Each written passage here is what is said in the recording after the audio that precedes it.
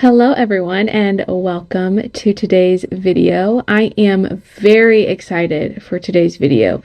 Homemaking is a huge passion of mine and I'm very excited to share with you some of my tips that have helped me so much with having a now newborn and two other little ones. I want to start out this video by saying, is my home perfection all the time? Not in the slightest. Is it possible for your home to be perfection all the time? Absolutely not. Unless you are cleaning your house 24/7 all day, it is not possible. This video is going to help you take control of your home and not feel overwhelmed by it, because it is very easy to let your house take control of you, and that, my friend, is not what the Lord has for you. Being a mother and a homemaker is such an important, huge job, and those just little mundane things that you think are not important are very important. Colossians 3:23 says, whatever you do, work at it with all your heart as if working for the Lord and not for human masters. Everything that we do, we can do unto the Lord, and we can feel fulfilled by that. So I hope that encourages you, but let's get into some of these tips that have helped me so very much. Okay, so the first tip I'm going to give is have a schedule. I have learned this from my mama. She has 5 kids, and I tell you, that lady was on it with the scheduling. Like, she had to. She's a superhero. I'm like, how did she have the house she did? But she did. It was amazing. Even if I don't get things done exactly the day that I have scheduled out, because life is life and things come up and you don't want to be controlled by a cleaning schedule. It just helps me in my mind to know what still needs to be done and not be like, oh, when's the last time I cleaned that? Oh, that looks really bad. I need to get on that. And for me, that can get extremely overwhelming. So if I have a schedule for the week, a little checklist to know what I've done, what I need to do, that helps my sanity so much. So my schedule are things that I do weekly, and then I have things that I do daily. Every night I will load up the dishwasher and get that running. So in the morning I put away dishes. That way we have all nice clean dishes for the day. But as for tidying up, I do schedule that out daily, because otherwise I will be tidying up all day. So during nap time is typically my first tidy up. And I also have this basket on my stairs where I will fill that basket up with things that need to go upstairs that day. And then at the end of the night, I will take that upstairs and put things away. So during nap time, I will tidy. And then also before bedtime, I will do a tidy of the whole house. I will have the kids help me with that. They will put away their toys. I think getting the kids involved young, I know it can be hard when they're little. It's not like things are going to be perfect and it kind of feels like you're doing things twice.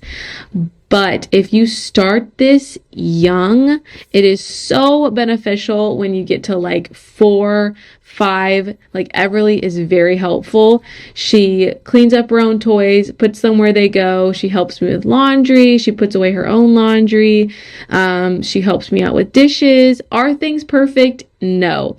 But if you're getting your kids involved, you have to know things aren't going to be perfect, and that's okay. Another thing I like to do daily is a load of laundry. This is probably the biggest area where I have been struggling with ever since we have introduced Riggs to our family. Before, when I was pregnant with him, and before, I would do a load of laundry a day, and that made laundry so much easier. And so I'm really trying hard to get back in that rhythm.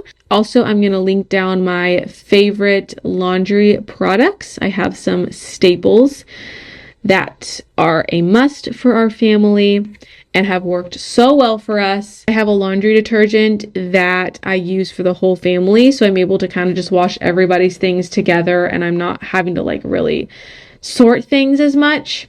Another thing that I do is I have a catch-up day during the week. So I pick a day during the week. It's typically always different because my husband's schedule is kind of all over the place with work, and so I pick a day where I know he's going to be home and I prepare him beforehand. So catch-up days are days where I just catch up on the things that have been neglected that week, whether that be organizing or cleaning or laundry or whatever it is. I have a day where I can just catch up, basically. Another big thing is to communicate to my husband. Usually on the days that TJ is home, he has things he wants to do. I have things I want to do. So if we communicate that the night before, like, hey, what are things that you're wanting to do today? And he can tell you what he's going to do. It's like, okay, well, these are the things that I want to do today. So this is how we are going to go about this. So that way we both feel like we are getting done what we want to do and we're not feeling neglected. I noticed before I would always just try to like squeeze in what I need to do in the midst of what everyone else is trying to do, and it just got so overwhelming, and I just was noticing myself getting bitter. If you are someone that is struggling in that area, I highly just advised communicating beforehand of what you both want to get done that day. That has helped so very much. It has saved us from many fights. The next big tip, and this is something that I love to do, and that is organize and declutter. It honestly drives my husband a little bit insane because I feel like every week I have a new bag that I want to drop off at Goodwill. Decluttering and organizing, this just makes for such a peaceful home, let me tell you. I used to be really bad about just shoving things in a drawer or in a closet. I'm like out of sight, out of mind. I did a huge declutter of my house right before Riggs was born, and now I have noticed I am doing that again. I am constantly going through the kids' toys and reorganizing their closet. I am always going through my closet when it comes to clothes. I am really starting to minimalize what I have in there. Really, I only wear a few things, honestly. I know that it's hard when you are going through like the baby stage, you know, the pregnancy stage, postpartum stage, like your body is just transforming so much. But I have learned that there are a lot of clothes that work through all of those transitions. And I'm really excited because I'm going to be posting a video soon on my favorite like postpartum clothes. And a lot of these clothes are things that I wore during my pregnancy as well and have worked for me right after having my baby, and now, even now, my body is still changing so much. I don't know if everyone's like this, but I feel like after every baby, I change and my style changes. And so keeping those clothes that I know I'm not going to wear, even though in my head I'm like, oh, maybe I will, but I know I'm not going to. Even if they're nice and you spent money on them, if they're just sitting there, give them to somebody or sell them. I mean, you could sell them, but I'm the type that I'm not going to sell it. I know it will sit there. If I'm planning on selling it, it will sit there. I'm going to give it to somebody that I know will wear it. This is a great thing to teach kids as well. Ask them the same questions that you ask yourself when you're trying to decide whether to keep something or donate something. I know sometimes it's just easier to do it when they're not around because you can find a toy they haven't played with for months and you bring it up and they're like all excited and no, I love this toy. Another great question to ask is, will someone else benefit from this toy more than you do? This also is a great lesson to teach kids to be generous with the things that we have. Another tip that has really helped me is to keep a bin of clothes that the kids have outgrown in my closet. That way I'm not just like shoving it back in a drawer and getting around to it whenever I have a chance. I also like to keep a bin underneath TJ and I's bed of clothes that are just out of season. I also keep it very easily accessible, just like right in our room, so I'm not having to like go downstairs in the garage and find the bin for each season. And also, now that I'm homeschooling, I have this little homeschool section here. Eventually I would love to get a beautiful armoire. Is that what you call it? An armoire? I don't know. But a beautiful cabinet where I can keep all of the homeschool stuff nice and organized. But for now, this works. I'm on the hunt for a good one though, but I do have to go through this quite often as well. If you have something, make sure it has its own place. If you bring in a new top that you really like, look at your tops. Can I replace this top that I really like with something that I'm not really wearing anymore? Those are a few ways of how you can not keep just accumulating stuff. And those are things that I have learned from my mama. she is so good at things like that. And she learned that from her mama. Oh my goodness, my grandma, whenever she comes over, I love it when she starts just like organizing my house and just like rearranging things.